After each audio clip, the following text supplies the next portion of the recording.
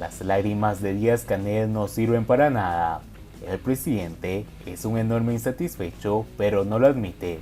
Soslaya los apagones y evita mencionar a Perú, pero sigue siendo incapaz de comunicarse con muchos cubanos, pese a que lo intenta con esperanza una y otra vez. ¿Cómo están, amigos? Bienvenidos a Noticias Importantes. Esperamos sus opiniones en los comentarios. Comenzamos.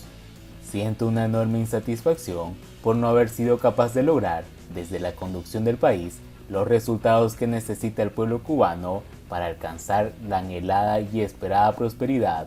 Las decepciones e incumplimientos deberían solventarse con la dimisión del enorme insatisfecho, aunque para Cuba lo más conveniente sería incumplir los acuerdos del octavo Congreso del partido, promulgar una constitución democrática y librar a los cubanos de tener que mantener a la burocracia comunista, grandes empresas ruinosas.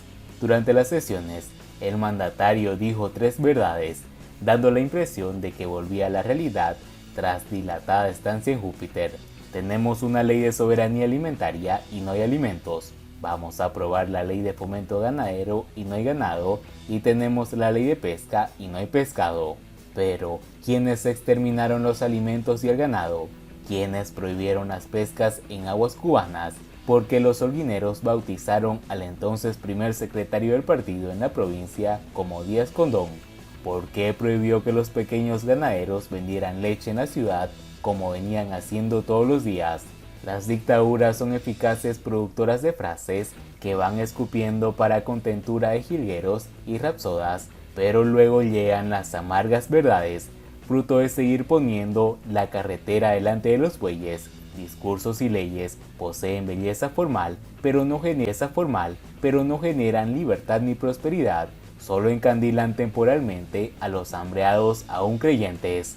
Díaz-Canel aseguró que la crisis electroenergética está en fase de superación, desautorizando a su ministro de Economía, que cantó las verdades del barquero sobre las carísimas patanas turcas y desveló que la luz generada por fuentes de energías renovables no llega ni a 3% de la matriz eléctrica, siendo Cuba un eterno verano.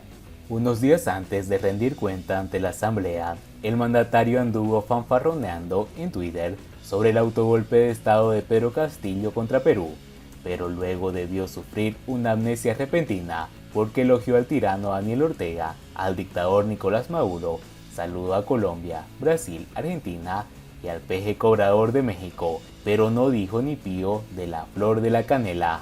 Asomarse a sesiones televisadas de la Asamblea Nacional del Poder Popular es como disfrutar del teatro bufo, sin tener que pagar entrada ni salir de casa, solo que en los roles de Gallego Pintón actúa el diputado Orlando Gutiérrez Boza, presidente del Consejo Supremo de Asociación Abacuá.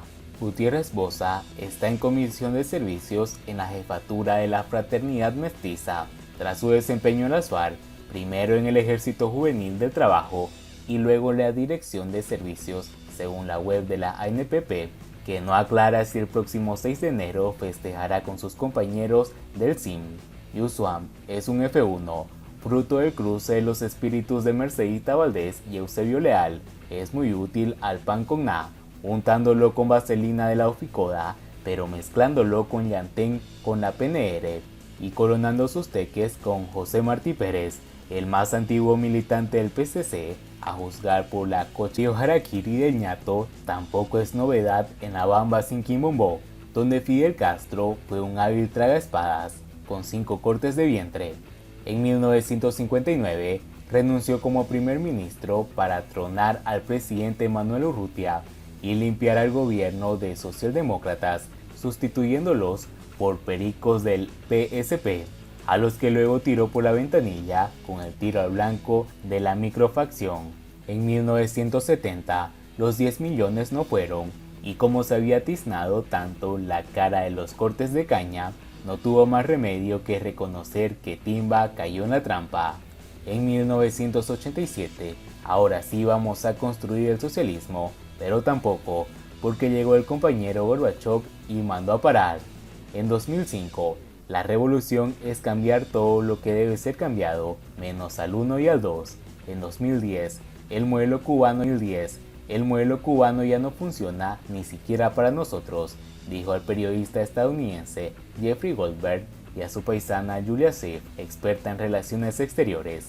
Por tanto, la gran novedad, un año más, es que no hubo novedad, salvo la aritmética del doctor en ciencias técnicas que aludió a 2023, donde la mona tampoco cargará al hijo, como al año 65 de la revolución, cuando cumplirá uno menos, pero la suplantación de la realidad con entusiasmo en la constante pi es una gran mentira que siguen construyendo casi 13 quinquenios después, aunque el presidente lo intenta una y otra vez, pero está rebasado emocionalmente por el embarque que le dio Raúl Castro, asegurando que era el único sobreviviente de la escogida del tabaco, tras someterlo a varias medidas activas y rodearlo de guardias viejos, como reveló el general Leonov, el oficial de la KGB que atendió a Fidel y a Raúl Castro, con evidente simpatía por el segundo, el más bolchevique de los cosacos caribes, hasta el punto de guaguanquear con la perestroika para el enojo del comandante en jefe. Siguiendo con las noticias, Parlamento castrista sugiere presionar más a los transportistas privados. No hay dudas de que, junto a la crisis alimentaria que padece el pueblo cubano, los problemas con el transporte de pasajeros también resulta otro capítulo que hacen sumamente difícil la vida del cubano a pie. No son pocas las personas que deben dedicar más de 2 horas diarias a conseguir un medio de transporte que las traslade a sus centros de trabajo o instituciones educacionales. La escasez de ómnibus, la desorganización del sector, el maltrato a los medios de transporte, las impuntualidades en las salidas de los trenes y de los ómnibus interprovinciales, así como la pérdida financiera de muchas de las autopistas, son algunas de las anomalías que afectan a este importante sector de la economía nacional. Otra prueba irrefutable del caótico estado del transporte de pasajeros en Cuba la observamos en la caída del número de personas transportadas en los últimos tiempos.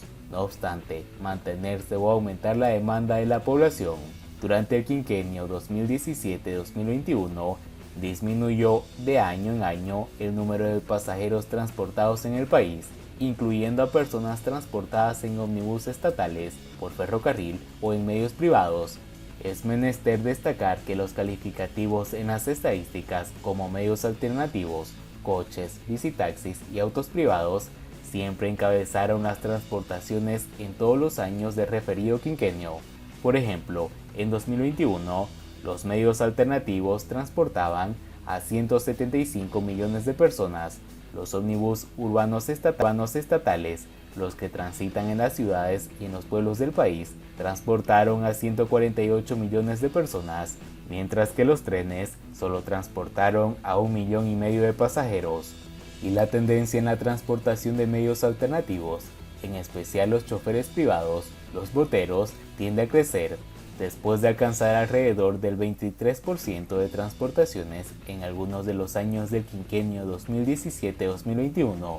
Ya en el actual 2022, según información brindada por el Ministerio de Transporte, una de las comisiones permanentes del Parlamento cubano, los porteadores privados están transportando como promedio al 30% de los pasajeros del país. Y bueno, ¿cuál es el tratamiento de las autoridades castristas hacia los choferes privados que están llevando el peso de las transportaciones del país? Pues nadie exime un reconocimiento o un estímulo gubernamental. Al contrario, los taxistas privados deben soportar el constante hostigamiento de los inspectores estatales, quienes por el más mínimo detalle les imponen elevadas multas. Además, deben afrontar la carencia de combustible, en la consiguiente cola interminable en las gasolineras para reabastecer el auto, los accesorios para el medio de transporte. Al traer a la colación el tema de precios abusivos que estarían aplicando algunos de los boteros, los diputados reiteraron los instrumentos y facultades que tienen los gobiernos municipales para enfrentar asuntos tan sensibles. Es decir, que los diputados del Parlamento castrista le dan luz verde a los gobiernos territoriales para que continúen o intensifiquen la represión contra los transportistas privados. Imaginemos la hecatombe que se va a formar si más boteros entregan sus licencias. Claro, a la clase dirigente no le preocupa mucho. Ellos poseen automóviles para moverse a todas partes. una vez más, será la población la que pague los platos rotos. Y bien amigos, así vamos terminando las noticias importantes del día de hoy. Por favor, nos ayudarían mucho compartiendo las noticias y así poder informar a muchas más personas de la verdadera realidad en Cuba. Patria y vida mis hermanos, nos vemos en el siguiente